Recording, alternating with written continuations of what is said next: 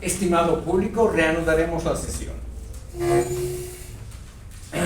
Me extendí algo sobre el modelo islámico de Estado, que es el modelo altamente influido por la religión y por la falta de institucionalidad, para contraponerlo al modelo occidental, donde la religión juega en el campo estatal un rol mucho más pequeño y donde se han construido instituciones que mal que bien más o menos han servido para dulcificar la terrible convivencia entre los seres humanos y para evitar que nosotros nos comportemos como las bestias que la señora Rivera ha descrito, y de la construcción de jerarquías inamovibles como ella las ha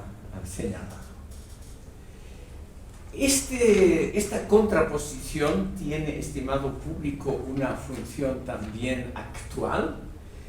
Tal vez ustedes han escuchado que en todo el mundo islámico han aparecido movimientos irregulares, pero muy fuertes, que tratan de volver al antiguo califato, como el Estado Islámico. Hace pocos años casi logró conquistar Siria e Irak, y cuyo jefe se denominaba justamente califa, es decir, tratando de usurpar ese título religioso que correspondía a los sucesores del gran profeta. En todo el mundo musulmán, por ejemplo en Nigeria con el movimiento Boko Haram, en Somalia con Al-Shabaab, en Yemen con varios grupos contendientes, en Libia 3 gobiernos simultáneos. Si no voy a aburrir a ustedes con todos esos datos, han surgido esas tendencias que yo las calificaría de antimodernistas, antirracionalistas, antidemocráticas, pero más o menos arraigadas en la mentalidad que podríamos llamar popular, sobre todo en las capas de la población con menor índice de educación, de ingresos, etc. Esas tendencias son muy populares. Esas tendencias irracionales también se dan en otros contextos. Eso lo vamos a ver cuando veamos modelos de Estado en América Latina, donde la tendencia, por ejemplo, al caudillismo es también muy fuerte y es apoyada, igual que en el mundo islámico, por las capas sociales de menores niveles de ingresos y educación. Estimado público, vamos a ver ahora por contraste cómo ha sido el desarrollo en el mundo occidental, en ese mundo tan vituperado por los pensadores izquierdistas, indianistas y muchos otros, cuyo exponente máximo durante siglos fue Aristóteles.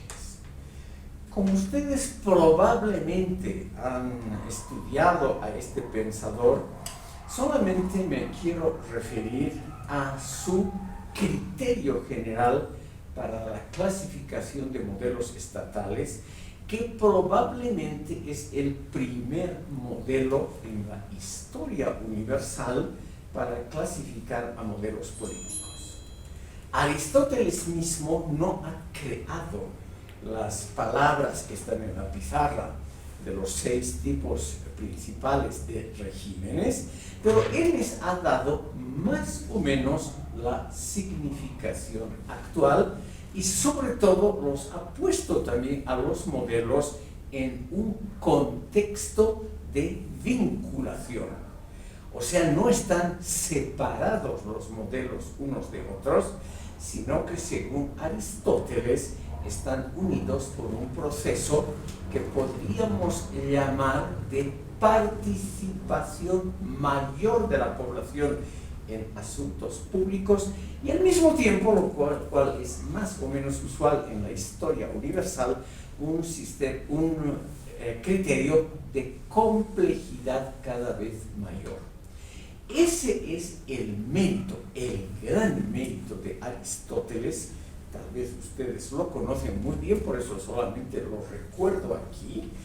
Es, estimado público, un modelo muy interesante, porque además de ser la primera clasificación de modelos de Estado, al mismo tiempo, como les dije, nos muestra una especie de vinculación histórica cronológica entre ellos. No vienen todos arbitrariamente, sino que todos están más o menos en el orden en que les he mostrado en este óvalo. Este óvalo ha sido establecido por el historiador griego Polibio, que vivió un siglo después de Aristóteles. Polibio era griego, estimado público, pero pasó casi toda su vida, primero como rehén y luego como hombre libre que decidió quedarse en Roma. Como ustedes ven, es del siglo II antes de Cristo. O sea, antes de que Roma tenga sus grandes victorias militares, antes de que Roma tome Siria, Egipto, el norte de África, etc. Antes de la Tercera Guerra Púnica, cuando todavía Cartago, el norte de África, era independiente. Antes de la conquista romana de las Galias, de Germania, de Britania, etcétera, etcétera. Por lo tanto, estamos ante un espíritu, yo diría, clarividente. Y por eso Polibio es uno de los pensadores en ciencias políticas más interesantes. Él es el autor, además, de una obra llamada La Historia Universal. Y en esa Historia Universal, Polibio explica la tesis de que el mundo tiene a la unificación en una comunidad universal de ciudadanos libres e iguales, con excepción naturalmente de los esclavos y las mujeres. Eso lamentablemente en la antigüedad era así. Polibio cree que Roma justamente va a ser esa potencia que unifique el mundo, porque según Polibio, Roma no hace distinciones étnicas ni religiosas entre sus sometidos, es decir, entre los que han caído como súbditos del Imperio Romano. Polibio vivió todavía, estimado público, durante la época de la República. Él no vio el establecimiento del Imperio Romano, que ocurrió recién alrededor de la tercera década, inmediatamente antes de Cristo, por el año 30, sino que él es muy anterior, y por lo tanto su testimonio es simplemente muy original, muy interesante, porque ya en esa época en que Roma recién empieza su obra de conquista de todo el Mediterráneo, de todo el Mediterráneo, mucho antes Polibio se da cuenta de las ventajas comparativas del modelo de Estado romano. Y vamos a ver brevemente tanto este llamado óvalo de Polibio como la idea misma de este pensador. Estimado público, Polibio era un hombre modesto, caso raro entre intelectuales. Y él dijo que todo este esquema que es de él dijo que todo esto se lo debía a Aristóteles. Él dijo que él simplemente estaba poniendo en claro lo que Aristóteles había pensado. Porque Aristóteles evidentemente dijo que había monarquía, aristocracia y democracia como las formas elementales y buenas de la política, y formas malas que son las que están en la línea de abajo. Pero la idea de que todo esto forma una especie de unidad histórica, según Polibio, más o menos obligatoria, nos da una idea de la originalidad de este pensador. Él muy modestamente dice: yo solo explico lo que está en la política de Aristóteles, pero no hay duda que él le ha puesto algunos elementos propios. Ustedes ven, es un círculo, es una teoría circular de la historia, es una teoría contrapuesta a las teorías del progreso permanente. Es una idea cíclica de la historia contrapuesta a las teorías hegeliana, marxista y también a la cristiana, de que la historia siempre avanza hacia estadios superiores. Esa línea ascendente que es San Agustín, y en la sucesión de él, Hegel, Marx, etc., han creído que el mundo siempre ocurre en instancias cada vez mejores de organización sociopolítica. En cambio, Aristóteles y Polibio creían que todo tiende a repetirse, o sea que la historia siempre vuelve de donde ha salido esa idea cíclica de la historia. Lo importante para nosotros, estimado público, son solamente dos aspectos. En primer lugar, ustedes van a notar que es un criterio laico, el criterio que aplican Aristóteles y Polibio. No es el criterio que hemos tratado en la sesión anterior, la diferencia entre regímenes fieles e infieles, un criterio religioso, con respecto a un libro sagrado o una doctrina reputada como sagrada, sino que aquí tenemos una explicación, tal vez la primera en la historia universal. Me atrevo a pensar que estas son anteriores a reflexiones chinas, hindúes, islámicas, etcétera, etcétera, sobre cómo transcurren los modelos estatales a lo largo de la historia. Y estos son criterios laicos. Además, el criterio, estimado público, de mayor complejidad, que eso lo ha visto Aristóteles, es muy interesante. La aristocracia tiene más órganos y más complicaciones legales que la monarquía.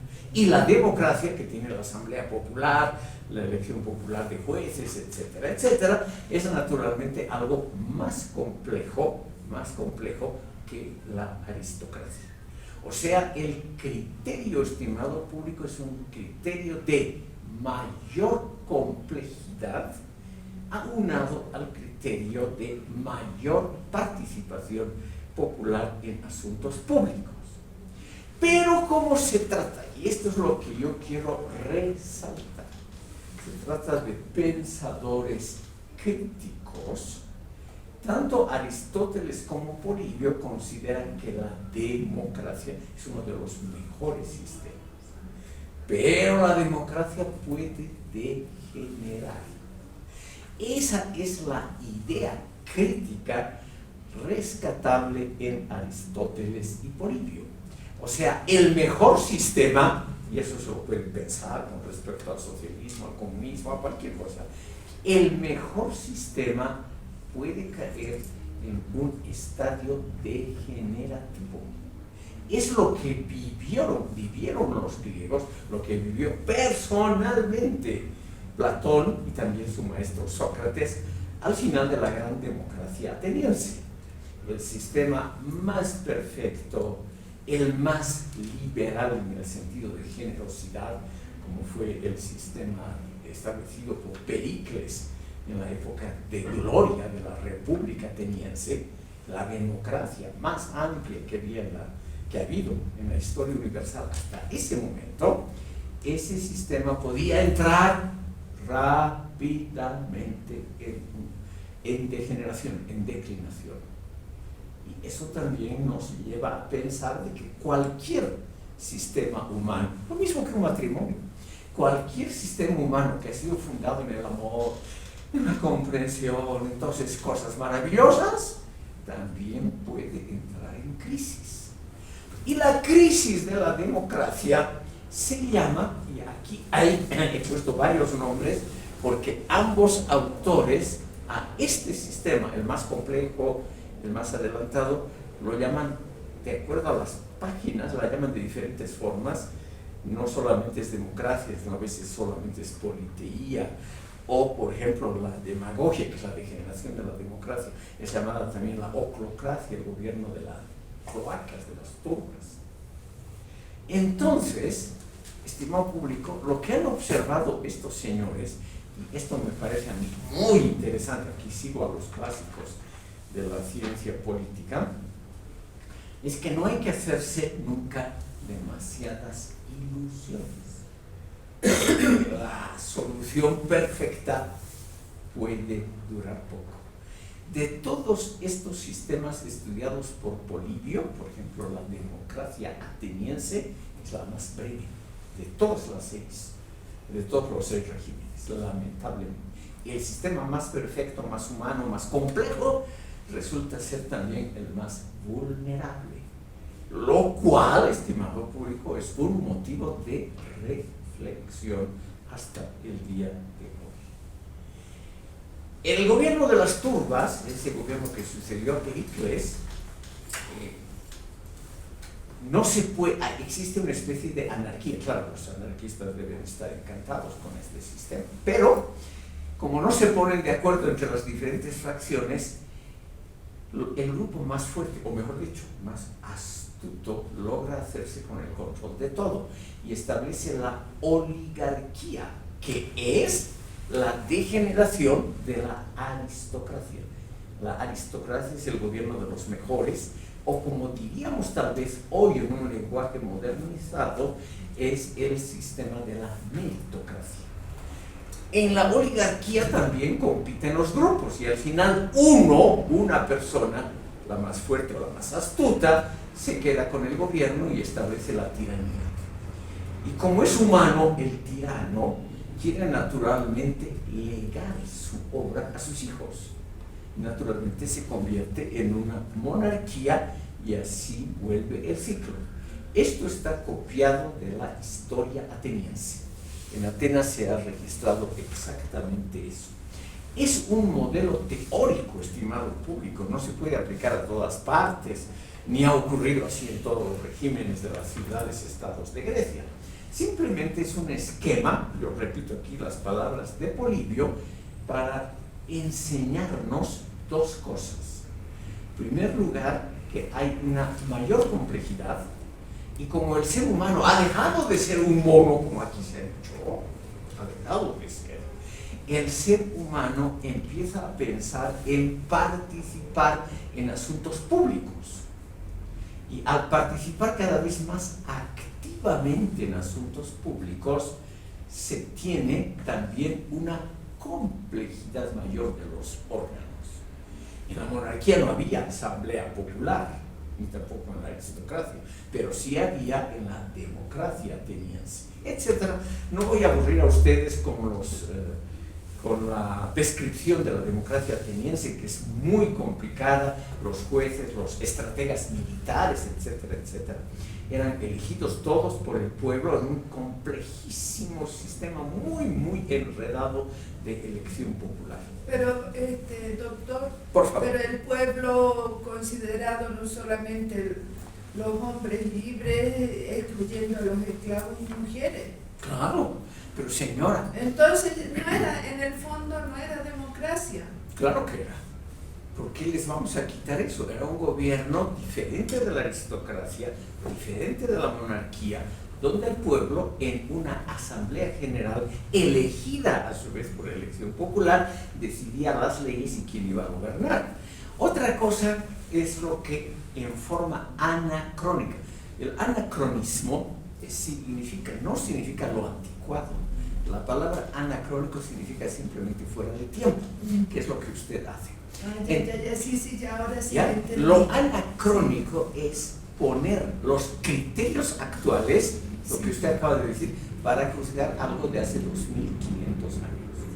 Hace 2500 años a nadie, ni al pensador más anarquista, ni a Diógenes, al gran Diógenes, al que le dijo Aristóteles, Alejandro Magno. Perdón, tiene usted totalmente razón. Alejandro Magno quiso conocer a este gran pensador anarquista, a Diógenes de Sinope. Lo llevaron a ver el Turrí donde vivía, humildemente con su perro, el mejor amigo del hombre. digo esto porque vamos a ver la relación con la mujer. Lo llevaron a ver y Diógenes, que estaba reflexionando, se molestó con la visita del gran conquistador. Alejandro Magno le dijo: pide lo que quieras, te lo voy a conceder. Y él le dijo un solo deseo: quítate de mi vista que me tapas el sol. Para que vean ustedes la soberanía individual de este personaje. Porque pedir algo, una pensión, un puesto público, una fortuna, hubiera sido depender del gran conquistador. En cambio, al decir que simplemente se retire, que le deje gozar del sol, significaba independencia, el verdadero espíritu anarquista. Si es que hay anarquistas en este ilustre grupo, deberían ustedes apreciar a Diógenes de Sinope. Hemos llegado a esto, señora, porque hace 2500 años a nadie, ni a Diógenes de Sinope, se le ocurrió la idea de que los esclavos, los extranjeros y las mujeres podían ser considerados como iguales a los ciudadanos. Esa idea es muy, muy nueva. En términos históricos no tienen ni 200 años, señora. En 1,5 millones que tiene nuestra especie en el planeta, la idea de la igualdad de la mujer, de los esclavos, de los extranjeros, es algo muy, muy reciente. Entonces no podemos criticar y decir: ah, no, pero no era democracia. Porque era la democracia para ellos, no para nosotros. Nosotros podemos criticar cualquier cosa, podemos también criticar más aún, como que gente tan inteligente como Euclides, estos tipos que han medido la circunferencia de la Tierra con un error de solo 200 kilómetros. Sí que ha habido Aristarco de Samos y compañía. ¿Cómo no han inventado el tranvía, los autos a hornos, la bomba atómica y la penicilina? Se podría decir eso. Si eran tan inteligentes, ¿por qué no han inventado eso? Eso es un anacronismo. Por favor. Perdón.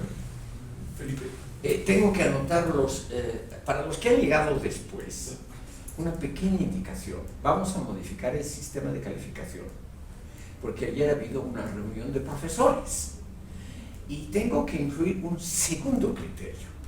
Y ese segundo criterio va a ser la participación continua de ustedes. Ustedes también pueden referir. Por ejemplo, si quieren referir sobre algún tema, les concedemos todos los minutos que quieran y obviamente eso va a ser uno de los 25 puntos, la participación de ustedes otros 25 y el trabajo final solo 50. ¿Cuál es su nombre? Mariela. Tengo que pedirle el apellido, lamentablemente. Jorquera. No. ¿Perdón? Mariela Jorquera Maturana.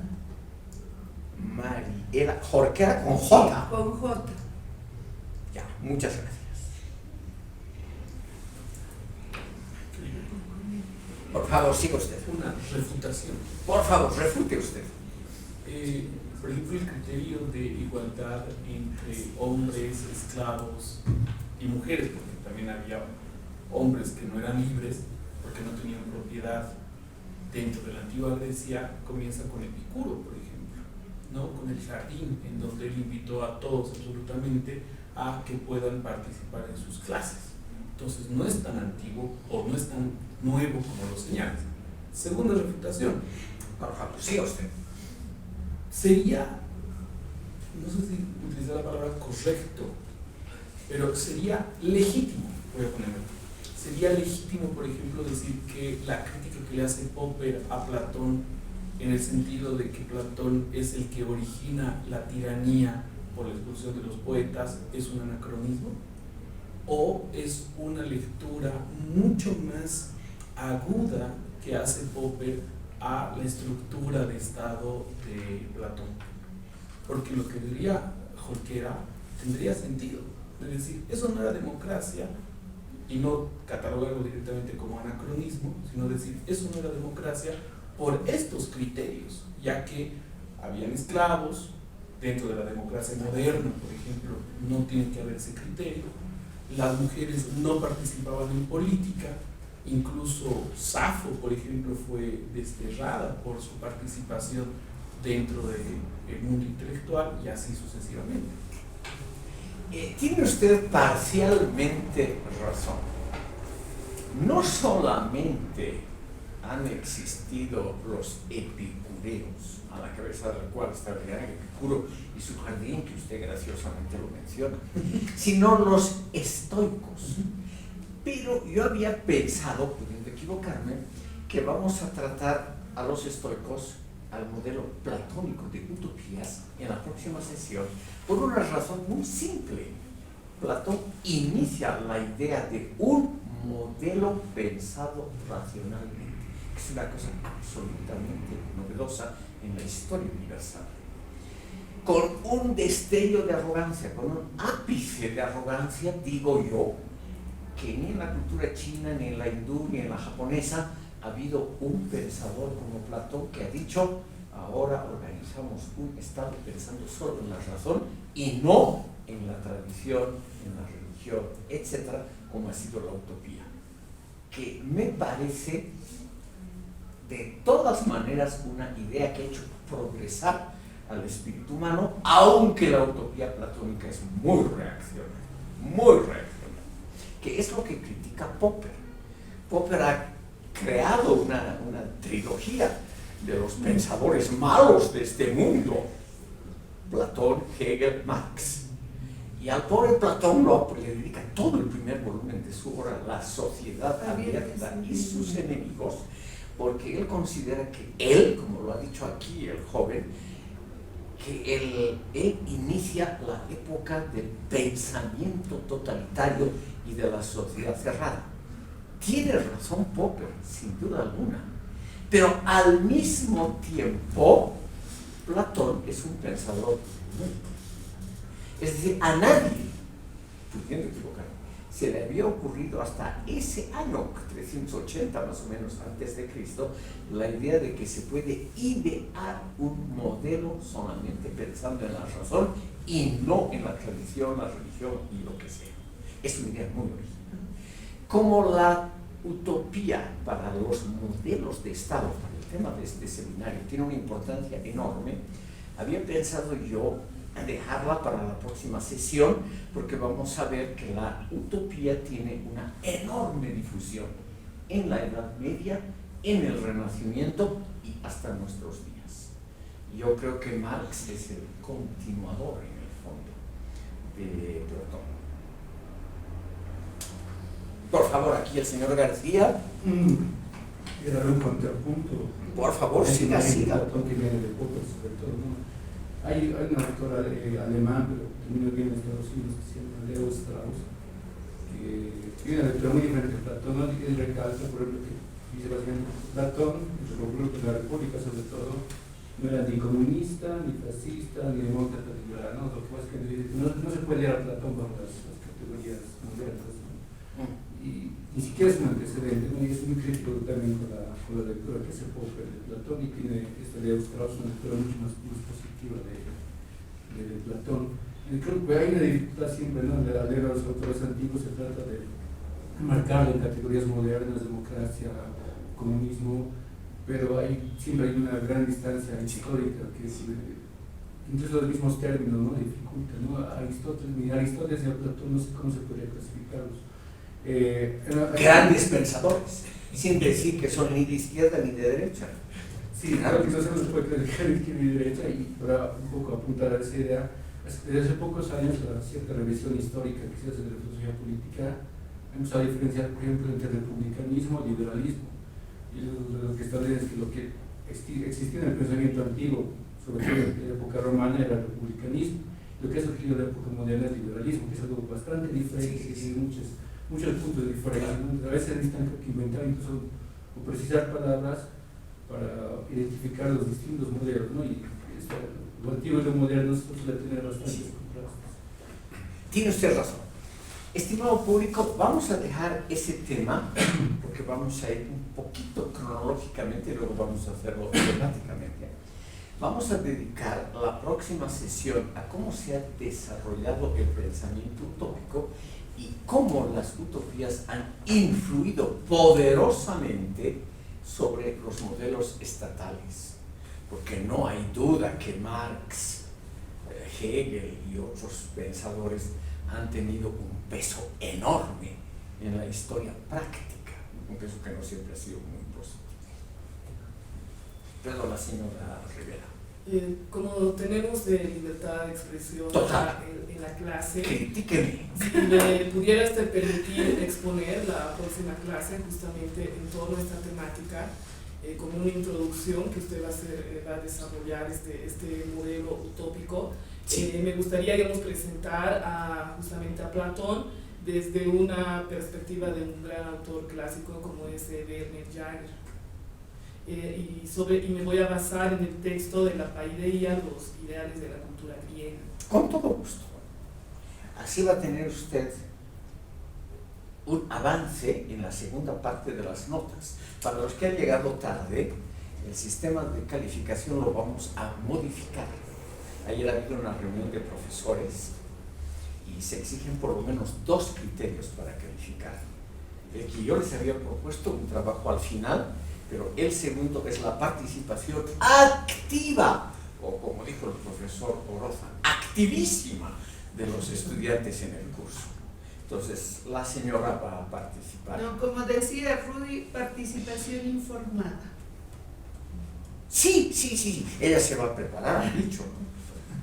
Bueno, entonces, considerando, yo también quisiera hacer una pequeña aportación de Popper, precisamente en su crítica al Perfectamente. Entonces, yo hago la próxima sesión una introducción al pensamiento utópico en general, porque me imagino, pudiendo equivocarme, que las utopías medievales aquí no son conocidas. Hoy en día hay una enorme cantidad de literatura, por ejemplo, sobre el gran Floris, que era un monje calabrés que ha escrito la primera utopía moderna en la Edad Media, señalando que este tipo es el que ha influido sobre, el que ha dado el nombre al género, que es Tomás Moro, con su Utopía, así se llama la obra de Tomás Moro. Y Tomás Moro había influido sobre los utopistas británicos del siglo XVI, los Levelers y demás gente que creían poder establecer una sociedad justa partiendo de un modelo ideal. Y ellos habían tenido a su vez una enorme influencia sobre Marx, Lenin y lo que viene después. Así que las 2 señoras van a participar en la próxima sesión. Por razones de tiempo, estimado público, a toda velocidad, permítanme mostrarles a ustedes algunos modelos que se han desarrollado en el occidente, al cual más o menos pertenece, pese a la crítica indianista, todavía la sociedad boliviana, con respecto a los modelos de Estado. Quiero mostrarles muy rápidamente a Roma y a su sucesor en la Edad Media, el Sacro Imperio Romano Germánico, a toda velocidad. El modelo romano es muy interesante, estimado público, porque aquí me baso en Polibio, porque según Polibio, el modelo romano comparte los 3 modos buenos de gobierno que estableció Platón, que estableció Aristóteles. O sea, la monarquía estaría encabezada primero por los cónsules, que eran durante los 500 años de la República la más alta autoridad romana. La monarquía estaría luego representada por el emperador, lo cual está más o menos claro. La aristocracia estaría representada por el Senado romano, que no era un Senado electivo. Para Polibio y para muchos pensadores, estimado público, quiero a ustedes mostrarles una paradoja. Es decir, una paradoja es algo que parece una contradicción, pero que tiene su sentido. Según estos pensadores, Polibio, realmente en su Historia Universal tiene algunas páginas muy, muy brillantes, nos muestra que la fuerza y la calidad del Senado romano, en contraposición a la Asamblea Popular Ateniense, radicaba en el hecho de que el Senado no era elegido por la población. era por lo tanto una aristocracia, en el sentido de meritocracia. Al Senado romano pertenecían los jefes de las grandes familias senatoriales, o sea, de las familias de los terratenientes más grandes, una mitad. Y la otra mitad estaba constituida por los altos cargos que dejaban, después de un cierto periodo, la función estatal. Ex cónsules, ex tribunos, ex cuestores. O sea, los que habían tenido ya una vida más o menos larga en la administración y habían renunciado, se había terminado el periodo, pero todavía, según la concepción de Polibio, reunían una gran experiencia, o sea, sabiduría. Esos eran los senadores, que al mismo tiempo eran los ancianos, o sea, los que acumulan sabiduría simplemente por el paso de los años y de las desgracias. Estimado público, el Senado romano era la fuente legislativa y parcialmente ejecutiva del Imperio Romano. Por ejemplo, había casos en que el Senado designaba al emperador. Por ejemplo, como este no es un curso de ciencias políticas ni de filosofía política, no los voy a aburrir a ustedes hablándoles de los emperadores romanos del siglo II después de Cristo, que han pasado a la historia universal como el periodo más brillante, más próspero y más pacífico del Imperio Romano. Eran los llamados emperadores adoptivos. Un emperador al morir designaba al sucesor no por ser su hijo, sino por ser el hombre intelectualmente más propicio para ese cargo. Duró lamentablemente muy poco. Duró exactamente ese sistema 82 años y chao. Pero eso ha pasado a la historia como algo digno de ser imitado. O sea, emperadores máxima autoridad elegidos por meritocracia. Y luego, para Polibio, el Estado romano tenía una parte democrática, que era el tribuno de la plebe. El tribuno de la plebe podía vetar toda ley, sin excepción, toda ley que esté contra los intereses de la plebe, o sea, de la clase baja romana. Y al mismo tiempo había comicios populares, o sea, elecciones populares para muchos cargos, lo cual es, según Polibio, el elemento democrático del Imperio Romano. Esto, estimado público, hay que tomarlo como algo teórico, porque en el Imperio Romano, la verdad, ha habido de todo: guerras civiles, golpes de Estado, emperadores extremadamente perversos, Nerón, Calígula, Domiciano, que realmente han pasado a la historia universal como la encarnación de la maldad misma. Pero también ha habido emperadores muy buenos. Entonces es, como toda obra humana, una obra con luces y sombras. Pero para nuestro tema, para los modelos de Estado, es interesante mencionar dos hechos. El Estado romano en sus instituciones era mucho más complejo que el imperio egipcio faraónico, que lo que acabamos de ver, los diferentes modelos islámicos, el turco, el califal, etcétera, etcétera, y mucho más, con toda seguridad, más complejo que el imperio chino, que duró hasta 1911.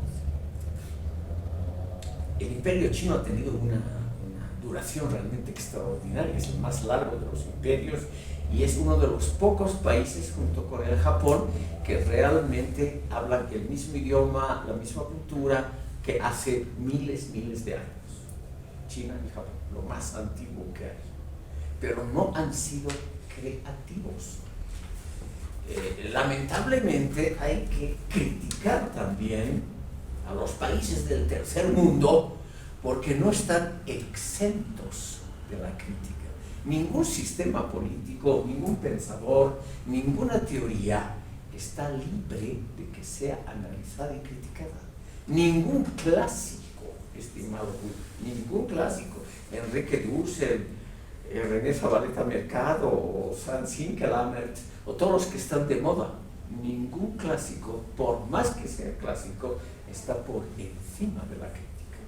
Y por lo tanto, también tenemos que criticar a esa cultura, a la china y a la japonesa, que pese a sus enormes logros técnicos militares, en el campo que nos ocupa en este curso, modelos de Estado, no han creado prácticamente nada comparable a la complejidad institucional del Imperio Romano. Y eso que el Imperio Romano es bien antiguo.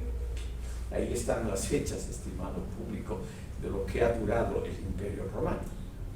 Entonces, vemos que hace siglos, estimado público, mejor dicho, milenios, el ser humano ya ha pensado en cómo mejorar, en cómo ampliar un modelo estatal. Y esas ideas algunas veces han tenido resultados relativamente buenos. ¿Por qué defiendo yo al Imperio Romano? Porque este Estado construyó cosas, carreteras, acueductos, termas, escuelas, que eran de resultado favorable para toda la población, hasta incluyendo en primer lugar a los llamados sectores subalternos. No había ninguna prohibición de servirse del agua que venía por los acueductos, no había ninguna prohibición, ni esclavos ni mujeres estaban excluidos de ninguna manera. Y las carreteras, las termas, las escuelas, los mercados. Por ejemplo, se ha reconstruido completamente el mercado de Mileto, que es una construcción romana que puede verse hoy en el Museo de Pérgamo en Berlín. Realmente eran instituciones muy sólidas. O, por ejemplo, otra que va a gustar aquí a los jóvenes, el teatro. Las culturas orientales no han producido algo similar a un anfiteatro griego. Entonces hay que reconocer que estas culturas alguito han hecho por el progreso de la humanidad, aunque ahora se las califica de occidentales, el hombre blanco y otras tonterías, pero no hay duda que algo han producido para el progreso de la humanidad. Les quiero mostrar, justamente porque es poco conocido, usando ese criterio que a mí me parece muy valioso, lo poco conocido a veces engloba cosas interesantes, a uno de los sucesores del Imperio Romano. El Imperio Romano cayó bajo los cascos de los caballos y las lanzas de los bárbaros germánicos. Pero estos bárbaros germánicos, estimado público, han creado algo similar al Imperio Romano, que además duró bastante tiempo. Y esa institución poco conocida aquí, que se ha llamado oficialmente el Sacro Imperio Romano Germánico. Ustedes ven las fechas, duró cerca de 900 años, o sea, tuvo una vida muy larga. Y seguramente es la inspiración para la obra Hacia la Paz Perpetua de Immanuel Kant, para la Liga de las Naciones y para las Naciones Unidas actuales. Ese tipo de organización y de modelo, por eso tenemos brevísimamente que dedicar unos minutos a esa cosa medieval poco conocida. El Sacro Imperio Romano Germánico fue fundado en 962 por una dinastía alemana. Era algo que los bárbaros germánicos, que entre tanto se habían, usaré una palabra dramática, se habían civilizado cuando ocuparon las ciudades romanas. Me rijo por Hegel. Los bárbaros germánicos, estimado público, destruyeron el Imperio Romano, ocuparon toda Europa occidental, incluida Roma, saquearon Roma varias veces. No eran angelitos. los que ahora tienen fama de angelitos porque son sistemas muy democráticos que respetan a la mujer, etcétera, etcétera, los países escandinavos, esos vikingos, hasta el año 1100, 1200, eran una banda de asaltantes, vivían del pillaje de otras culturas, no eran santos. Esos tipos ahora tan pacíficos, los que han instaurado el Premio Nobel de la Paz, los noruegos, toda esa gente, estimado público, durante siglos eran unos canallas. Pero como la historia cambia, por suerte, se han civilizado. Y una de las obras de esa civilización ha sido el Sacro Imperio Romano Germánico. Cuando los alemanes construyeron este Sacro Imperio, tomaron el nombre del Imperio Romano porque era el que tenía más prestigio. Ellos mismos eran tribus más o menos autónomas e independientes unas de otras, que además estaban, como estuvieron hasta el fin, hasta el mero día del fin, estuvieron en conflicto unas con otras. Sajones, bávaros, suavos, turingios, etcétera, etcétera. Todos los días peleando para expandir su territorio a costa del vecino inmediato. Y algunos, como los prusianos, lo lograron los más bárbaros, lo lograron muy exitosamente. Estimado público, debido al prestigio de Roma, de su cultura, de su derecho, de su creación del derecho, etc., los germanos utilizaron el nombre Imperio Romano, como ven ustedes, pero le añadieron el adjetivo sacro o sagrado porque ya estaban cristianizados y creyeron que había que hacer algo conforme con los evangelios. Y le añadieron en el curso de los siglos, no nació con ese nombre, nació solamente con el nombre de Sacro Imperio Romano. Y con el curso de los siglos, como la parte romana prácticamente quedó fuera, al comienzo el norte de Italia pertenecía al Sacro Imperio, le añadieron, en la época de Carlos V, le añadieron lo de germánico. Este imperio es para nosotros interesante porque tenía una estructura institucional muy desarrollada. En primer lugar, tenía una cámara permanente legislativa, lo cual en la historia universal es algo relativamente reciente. Los chinos, que están ahora tan de moda y que van a dominar el mundo con toda seguridad en las próximas décadas, nunca tuvieron un parlamento. Pero los germanos sí. Este Sacro Imperio tenía además una cámara llamada la Dieta Imperial, que tenía 3 niveles. No voy a aburrir a ustedes con detalles en qué consistía la primera cámara, que era la de los príncipes electores, la segunda cámara, que era la de los príncipes a secas, la tercera, que era de las ciudades libres. Todos son detalles para nosotros insignificantes. Pero lo interesante es que se establece un poder legislativo independiente y la mayoría de las veces contrapuesto al gobernante supremo, al emperador, contrapuesto. Eso es lo interesante y que ha habido en muy pocas culturas. En la cultura islámica, yo creo que hasta el día de hoy no hay un parlamento que se oponga al líder de turno. Sería una autoinmolación en el mundo árabe. Imagínense ustedes un parlamento que declare, qué sé yo, que limite los poderes del rey de Arabia Saudita o del señor Erdogan en Turquía, cosas o de los ayatolás en Irán. Esas cosas todavía hoy son impensables. En cambio aquí hay que reconocer 3 elementos importantes. La máxima autoridad, el emperador del Sacro Imperio, era elegido, no era una situación hereditaria, no era una estructura hereditaria. Hasta el fin era un emperador elegido. No es algo tan raro, estimado público. Todavía hoy, 2023, han quedado 2 monarquías electivas en el mundo, el papado y Malasia. O sea, no es algo tan raro. Este hecho de que la máxima autoridad sea elegida significa que había que negociar entre partes a la muerte de cada emperador.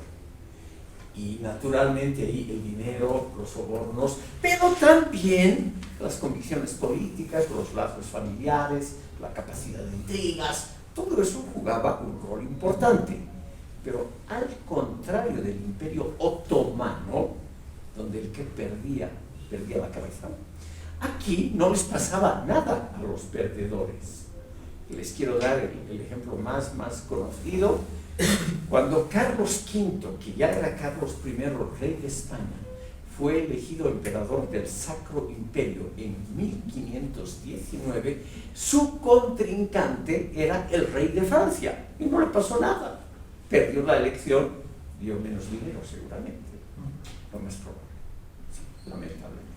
Lo más probable fue que eso realmente fueron banqueros muy famosos, Fugger, Welser, que arreglaron la elección con sumas exorbitantes de dinero.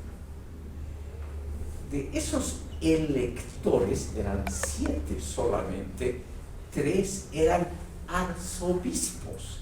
Entonces, imagínense ustedes que la Santa Madre Iglesia Católica, que aquí todavía en Bolivia es importante, la Santa Madre Iglesia Católica era una institución obviamente religiosa, pero al contrario, por ejemplo, de la clase sacerdotal en Irán hoy, etc., era una clase también que hacía política de la manera más descarada posible, mediante, vamos a ver ahora 2 anécdotas, mediante sobornos, amenazas, etc. Y eso, aunque a ustedes les parezca raro, estimado público, es algo muy positivo. ¿Por qué es positivo? Con eso y con las anécdotas vamos a cerrar la sesión de hoy. Porque toda la época del Imperio Romano, del Sacro Imperio Romano Germánico, ha habido una controversia fundamental, la controversia entre el papado y el imperio, cosa que en el mundo musulmán no ha existido por la estrechísima vinculación entre gobierno y religión. En cambio aquí había una autoridad eclesiástica aparte de todo gobierno, que era el papado con sede en Roma. Y ese papado, estimado público, tenía también intereses mercantiles, territoriales y mundanos, lo cual, en mi modesta opinión, enaltece a la Iglesia Católica. El hecho de que se haya dedicado a cosas mundanas, como la protección del arte y de los artistas. ¿No es cierto? Lo hubieran protegido a usted, me imagino.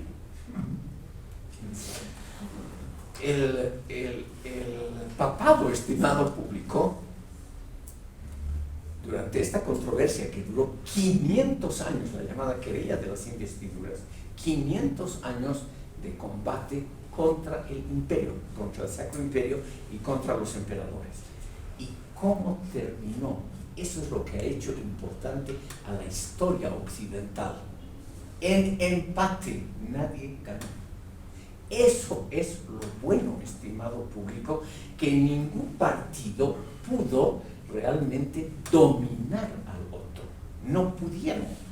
Entonces lo que ha ocurrido simplemente es un empate entre el poder mundano del emperador y el poder eclesiástico de los papas, lo cual quiero explicitar a ustedes con 2 anécdotas. Ustedes saben que la mercadotecnia hoy en día es muy usual y con mucha razón decir que una imagen vale 1000 palabras. Yo me atrevo a decir que una anécdota vale 100 palabras. Entonces les voy a contar 2 anécdotas para que vean ustedes cómo se desarrolló y cómo terminó en empate este conflicto que ha dado lugar al pluralismo institucional ideológico político de Europa Occidental, que es probablemente su mejor herencia al resto del mundo. Ha habido papas que han tratado de dominar toda Europa. Y ha habido algunos que estuvieron a punto de lograrlo. Gregorio VII, Inocencio III y Bonifacio VIII. A punto, estimado público, de dominar el mundo entero. Les voy a contar brevísimamente el conflicto entre el emperador del Sacro Imperio, Enrique IV, y el Papa Gregorio VII. El Papa maniobró tan bien, no tan bien, sino tan bien sus méritos, que logró, estimado público, vencer y derrotar al emperador Enrique IV. Derrotarlo. La anécdota ilustrativa es la siguiente. El Papa declaró la excomunión del emperador. Y eso que hoy no significa nada. Si a ustedes los excomulgan no pasa absolutamente nada.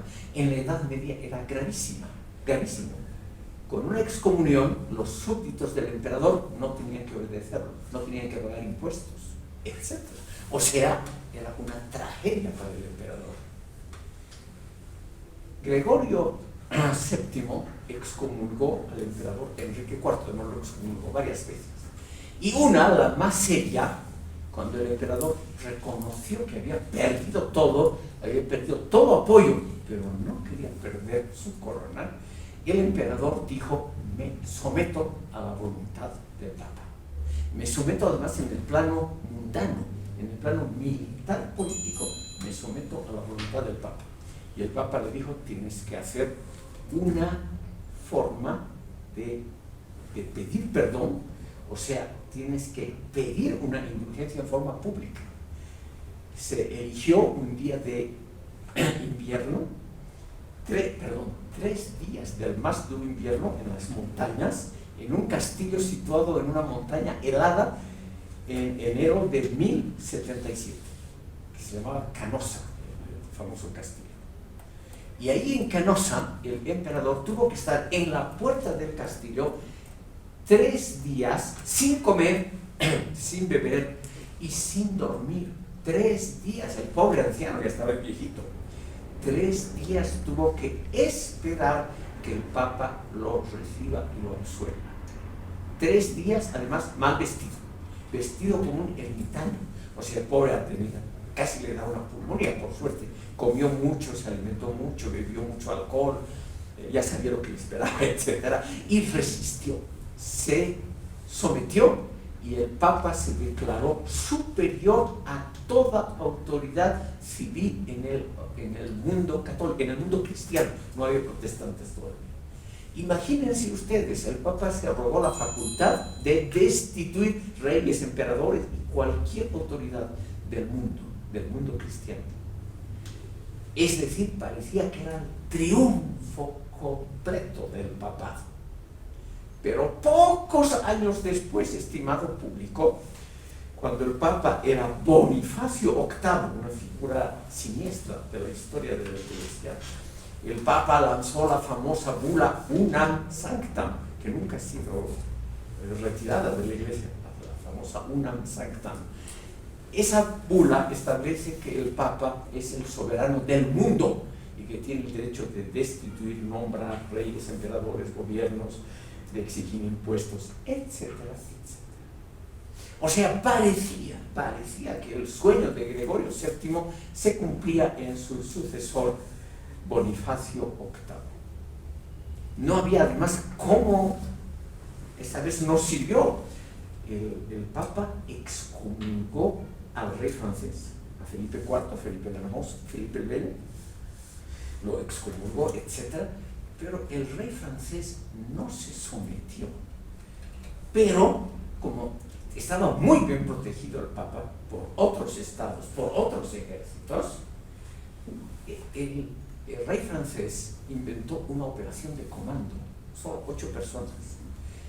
8 personas muy bien instruidas, se hicieron pasar por italianos, lograron infiltrarse en el palacio del Papa, en esa época en Agnani, al norte de Roma, y lo tomaron preso al Papa. Y delante de la población abrieron el principal balcón para que el pueblo vea. Delante del pueblo católico lo abofetearon y lo destituyeron. Una operación comando de 8 personas solamente. El Papa se sintió tan mal, no lo mataron, pero él se sintió tan mal que se murió, por suerte. Y entonces el papado se trasladó de Roma a Aviñón, una ciudad francesa, el llamado cautiverio de Babilonia, donde los papas durante muchísimas décadas estuvieron en Francia y bajo el dominio de los reyes franceses. En una palabra, estimado público, en el momento del máximo esplendor del papado, una pequeña operación, un buen sopapo, mostró que era un castillo de naipes.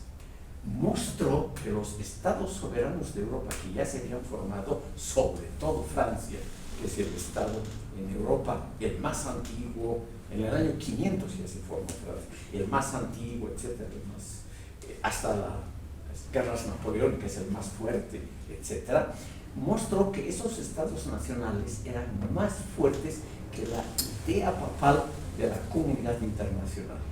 Y entonces, ¿qué pasó, estimado público, después de esto que les estoy contando, que pasó en enero de 1303? Los estados nacionales se conformaron como el modelo estatal más sólido.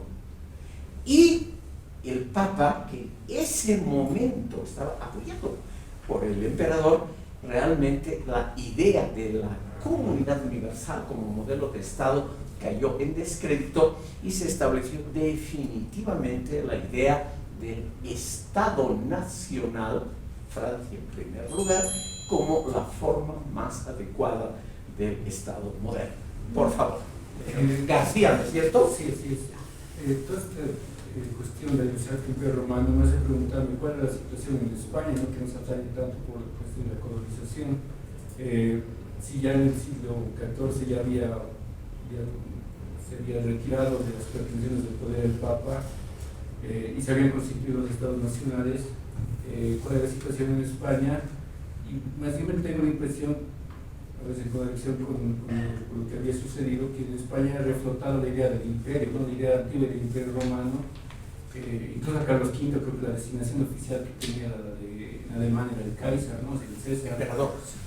Era considerado como un emperador romano, ¿no? Lo que me interesa es cuál es la situación del papado del imperio en España y qué medida todavía la idea del imperio romano estaba muy presente en España, ¿no?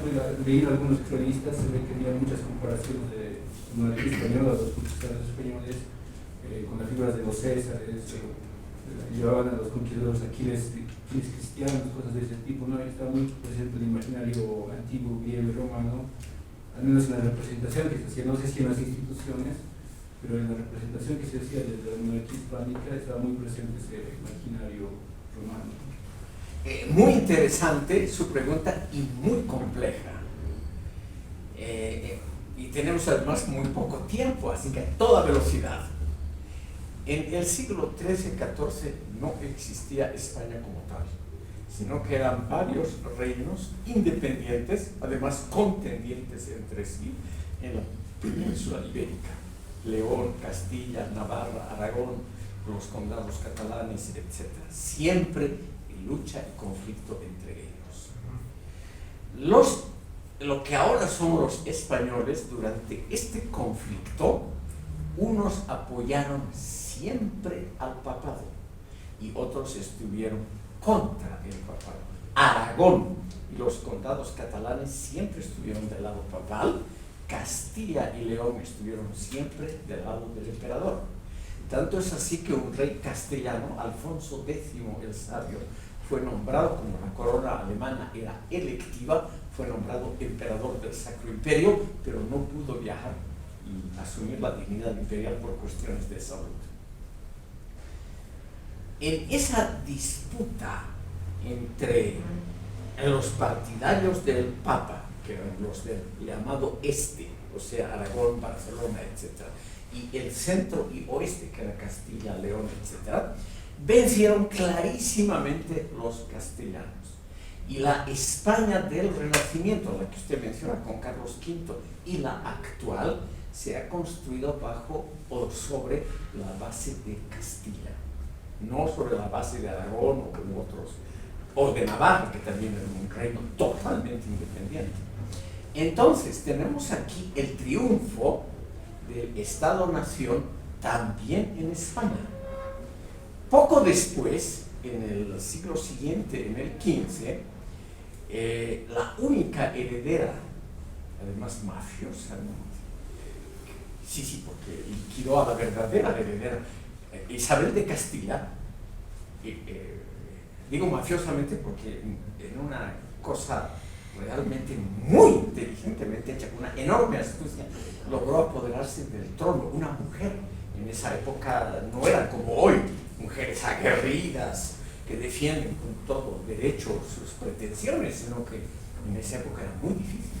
Y sin embargo Isabel logró desbancar a todos y quedarse con el trono de Castilla y de León, que ya estaban unidos.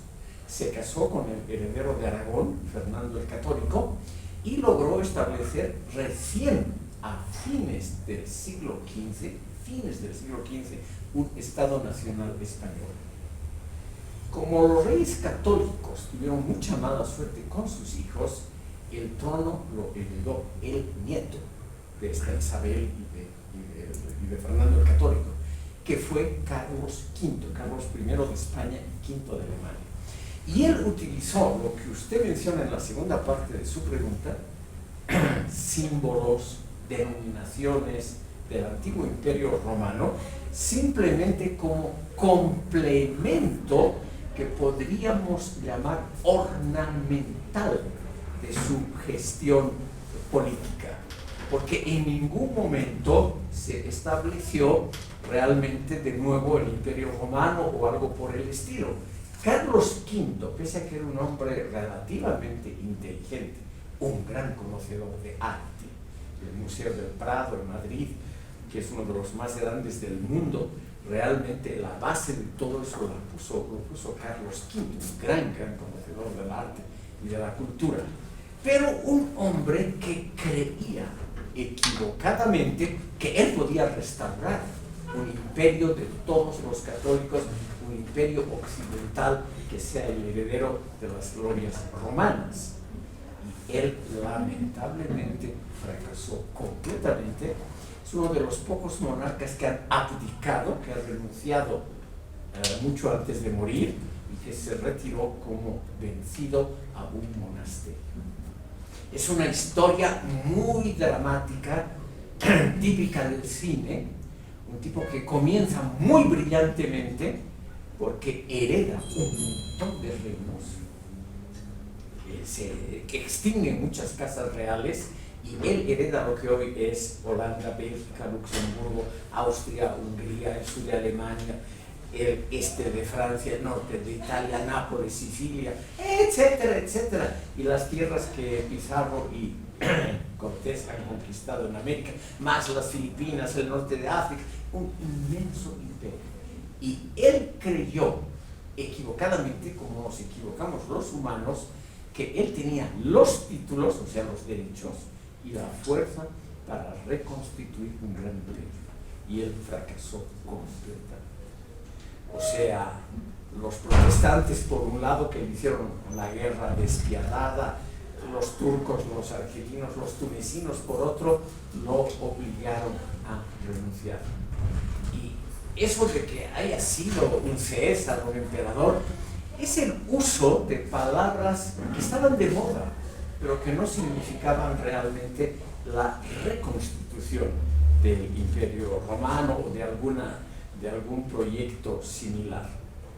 Con él terminan las pretensiones imperiales. Es el último emperador del Sacro Imperio coronado por un papa, el último emperador que tuvo todavía preponderancia en Italia, el norte de Italia y la parte del Sacro Imperio Romano. El imperio, además, estimado público, ¿por qué les decía? Con esto terminaremos.